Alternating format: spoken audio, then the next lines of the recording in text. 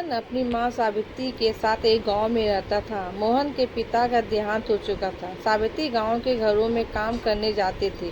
उसी दिनों से गुजर बसर होती थी। एक दिन मोहन ने अपनी माँ से कहा, माँ तुम इतनी मेहनत करती हो, मुझे बिल्कुल अच्छा नहीं लगता। मैं अपनी पढ़ाई छोड़कर कुछ काम ढूंढ लेता हूँ। यह सुनकर सावित्री रोने लगी। उसने कहा, बेटा कुछ दिनों की बात है, तू पढ़ लिख कर अच्छी नौकरी करने लगेगा तो मुझे काम करने की जरूरत नहीं पड़ेगी। फिर मैं तेरी शादी कर दूंगी। बहू के आने पर मुझे आराम ही करना है। तू अपनी पढ़ाई पर ध्यान दे। मोहन माँ को बहुत समझाता है, लेकिन सावित्री उसकी बात नहीं मानती। उसे उम्मीद थी कि मोहन पढ़ लिख कर बड़ा आदमी बन जाएगा। इसी तरह कुछ समय बीत गए। मोहन की पढ़ाई पूरी हो गई, उसे नौकरी भी मिल गई। एक दिन मोहन घर आया और उसने अपनी माँ से कहा, माँ अब मैं तुम्हें अब काम पर जाने की जो कोई ज़रूरत नहीं है। मेरी बहुत अच्छी नौकरी लग गई, अब तुम आराम करो। सावित्री उसकी बात मानकर काम छोड़ देती है। कुछ दिन बाद मोहन के लिए एक बड़े घर से रिश्ता आया। सावित्री बहुत खुश हुई। उसने खुशी खुशी मोहन का विवाह करा दिया। अपनी नई बहू रेखा को पाकर सावित्री बहुत खुश हुई। वह अपनी बहू को कोई काम नहीं करने देती, सारा काम स्वयं करती। रेखा सारा दिन बैठी रहती। एक दिन मोहन ने अपनी माँ से कहा, माँ तुम रेखा से भी कुछ काम करवाया करो। इस उम्र में तुम काम करती हो और रेखा बैठी रहती है।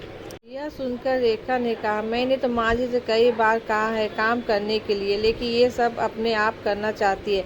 मोहन के कहने पर रेखा अगले दिन से सावित्री के साथ घर के काम करने लगी। कुछ दिन बाद सावित्री की तबीयत खराब रहने लगी। अब सारा काम रेखा को करना पड़ता था। कुछ दिन बाद रेखा का स्वभाव बदलने लगा। वह अब सावित्री से बात नहीं करती थी। एक दिन सावित्री ने पूछा, बहू क्या बात है, तू मेरे से बात नहीं करती? तब रेखा ने कहा, आपको पता है मैं कितने बड़े घर से आई हूँ और कितनी पढ़ी लिखी हूँ। तुम लोगों ने मुझे नौकरानी बना दिया। यह सुनकर सावित्री ने कहा, बहुत कुछ दिन की बात है, मैं ठीक हो जाऊंगी, उसके बाद मैं सारा काम कर लूंगी, लेकिन अभी तो मैं बिस्तर से उठ भी नहीं पा रही हूँ। तब रेखा बोले, हाँ हाँ यह सब बहाने हैं, मैं खूब समझती हूँ। मैंने काम करना शुरू किया तो आपने सारा काम मेरे ऊपर डाल दिया। यह कहकर रेखा अपने कमरे में चली गई। उस दिन उसने खाना भी नहीं बनाया। शाम को जब मोहन घर आया तब रेखा ने कहा, सुनो जी, मैं इतना काम नहीं कर सकती, इसलिए मैं अपने पिता के घर जा रही हूँ। तुम्हें अपनी माँ की सेवा करनी है तो करो, मुझसे यह सब नहीं होगा। यह सुनकर मोहन गुस्से से बोला, मैंने शादी अपनी माँ के आराम के लिए की थी। अगर तुम घर का काम नहीं करोगी तो माँ इस बीमारी में कैसे काम करेगी? यह सुनकर रेखा गुस्से में अपना घर जाने के लिए चल दी। तभी सावित्री ने उसे रोका और कहा, बहू इस घर को छोड़कर मत जाओ, मैं सारा काम कर लूंगी। रेखा फिर भी नहीं मानती और अपने पिता के घर चली जाती है। उसके जाने के बाद सावित्री रोती रहती है। मोहन कहता है, माँ तुम क्यों रो रही हो? उसका गुस्सा कम होगा तो वह आ जाएगी। यह सुनकर सावित्री कहती है, बेटा तू अभी उसे लेकर आ, और अब तक वह नहीं आई तो तू भी उसके साथ रहना।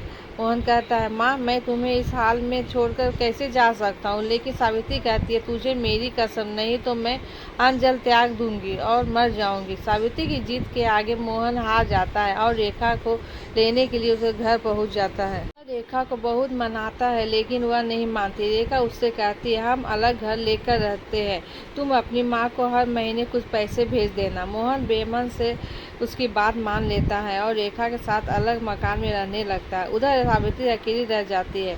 वह अकेले में बैठी बैठी अपने मोहन को याद करके रोती रहती है।